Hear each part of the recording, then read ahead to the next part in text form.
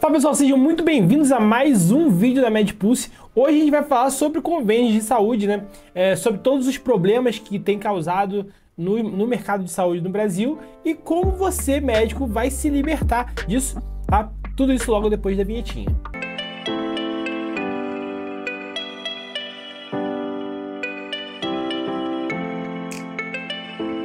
Fala pessoal, então, a MedPulse, né, ela existe. Esse canal aqui é só um canal de comunicação que a gente tem com o nosso público, que são médicos. Coisa interessantíssima, né, produção, 80% do nosso público tem de 25 a 34 anos. Portanto, pessoas recém-formadas em medicina ou que acabaram de sair da residência.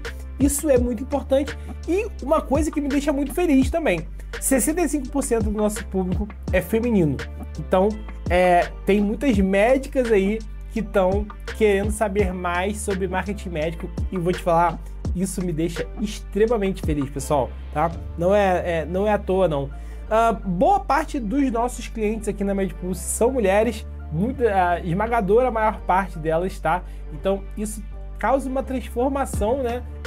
Eu diria que eu estou participando de uma transformação social aí no país, tá? A gente já falou sobre, no nosso vídeo que a gente faz análise de demografia médica, de que estão hoje, né, em 2025, a gente empatou, 50% dos médicos são homens e 50% são mulheres, e que isso vai também ter uma virada, vamos ter mais mulheres sendo médicas no futuro, né? Nos próximos 10 anos isso vai descolar bastante, vai ter muito mais mulheres do que homens.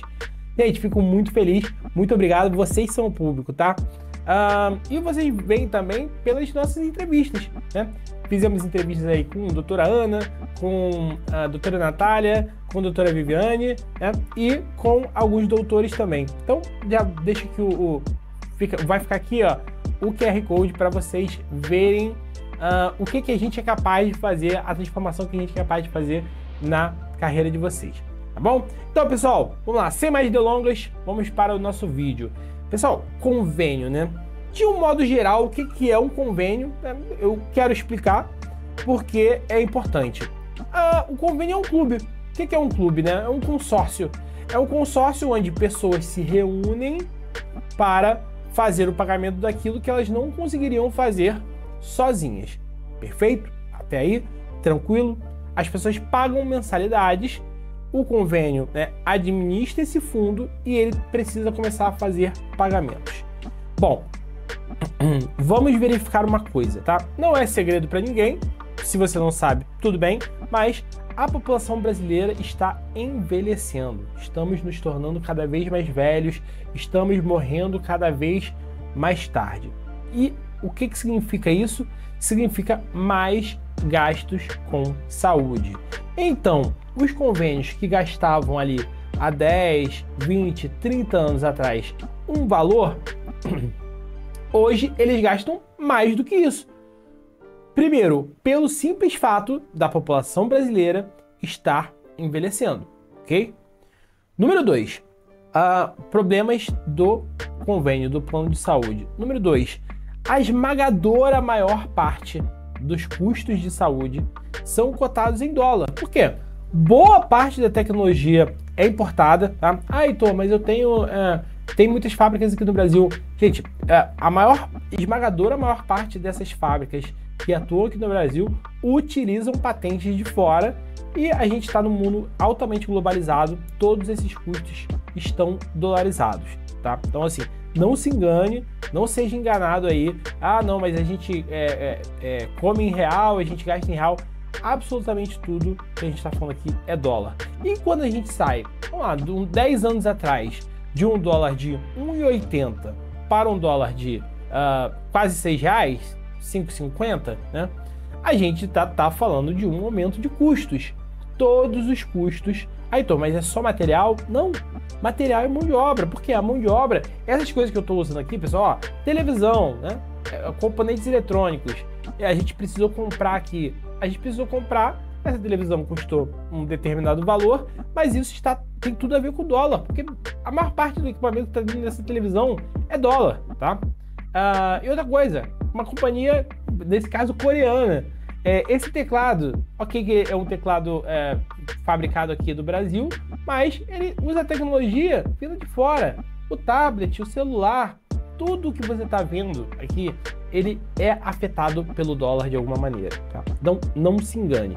E quando eu preciso comprar coisas em dólar, aliás, essa câmera que vocês estão vendo aí eu gravar, quando eu preciso comprar em dólar, eu preciso gastar mais dinheiro. Para eu gastar mais dinheiro, eu preciso elevar a minha renda. Então, o custo de mão de obra ele aumenta também por causa desses custos que são custos dolarizados. Aí, agora vamos pro lado do médico especificamente, tá? Eu vou falar aqui de Unimed Rio, não é segredo para ninguém, todas as informações são altamente públicas. Tabelas congeladas, pessoal, de Unimed há anos, tá? A gente tá falando de um médico aí ganhando pouco mais de R$100 por consulta, tá? E ainda precisa emitir nota em cima desses valores há alguns anos. Quando a gente está falando de uma consulta particular, a gente está falando aí de um ticket de 300, 400 reais, tá? 300 estou sendo legal, tá? Normal aí, 400 reais. E para especialistas a gente consegue ver até o dobro disso, perfeito? Estou falando de mercado de Rio de Janeiro, tá, pessoal? Mas São Paulo também não é muito diferente, não. E no resto do Brasil também. A tabela do plano de saúde sempre paga menos do que a tabela do que a sua tabela de consulta particular, desde que o mundo é mundo, ok?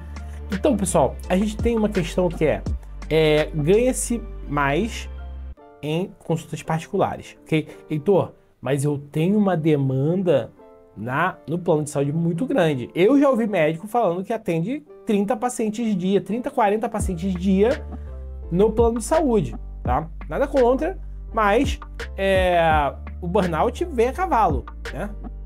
Então, burnout é coisa de novinho, né? É coisa nova. Acabaram de inventar burnout. Olha, mas cansa, né? Então, assim, se a gente tá falando aqui de um ticket aí 3 vezes maior na consulta particular, significa que você trabalharia 3 vezes menos, tá? E aí tô fazendo conta de padeiro aqui. E aí, para ganhar a mesma coisa. Isso do ponto de vista do médico. É importante estar vinculado a algum plano de saúde, pessoal? Olha, tenho minhas dúvidas, tá? Todos, 100% dos clientes da MedPulse hoje estão querendo se libertar de convênio de plano de saúde. E a gente monta um plano, então é de um mês para o outro? Não, não é de um mês para o outro. Isso leva aí algo em torno de 12 meses para o médico conseguir se libertar 100% do convênio. Mas é possível? Sim, é possível, tá? Não só de convênios, como também de plantões, que funciona na mesma lógica, praticamente na mesma lógica de um convênio. O que é? Trabalhar é apertar o médico até não ter mais aonde sair, né? Até ele chegar no ponto de estar trabalhando sem saber, sair do trabalho sem saber o que está acontecendo, onde é que eu tô, e a gente sempre tem um plano para cada um desses médicos. Se você está interessado nisso, clica aqui, ó, aponta o seu celular para esse QR Code e vem conversar com a gente sobre isso, tá? Então, basicamente, plano de saúde tem esses problemas. A gente está falando de um esquema basicamente piramidal, mas aí eu não estou falando de fraude não, tá, pessoal? Estou falando de uma questão brasileira mesmo. A gente está com uma população envelhecida que gasta mais, que precisa gastar mais com plano de saúde, mas pagando a mesma mensalidade. A gente está falando de uma economia fragilizada, né? Onde o dólar ele influencia muito nos custos da medicina, de um modo geral. Então os convênios estão ficando cada vez mais difíceis. Convênio de saúde, plano de saúde vai virar coisa para rico no futuro, tá? Não tô exagerando não. E a gente também está falando de um cansaço muito grande dos médicos, uma carga de trabalho muito elevada para médicos. Se esses 3 motivos não são bons motivos para você entender que o plano de saúde não faz bem para você, doutor, eu não sei mais o que faz, tá? Pessoal, eu quero saber se vocês gostam mais desse tipo aqui de conteúdo ou daquele tipo de conteúdo de reação. Eu gosto dos dois, tá? Eu gosto de gravar, eu gosto de falar, eu gosto de dar aula, eu gosto de estar com vocês, mas eu preciso do feedback de vocês. Então, se você gostou desse vídeo, deixa um joinha. Se você não gostou desse vídeo, deixa um dê joinha. Pra gente é importante o dê joinha também, porque aí ele sabe que o seu perfil o YouTube não precisa mandar para o seu perfil o vídeo, tá? O importante é engajar. E deixem nos comentários o que é que vocês acham, se eu tô certo ou se eu tô errado. Beleza? Então é isso. Fico por aqui, até mais e valeu!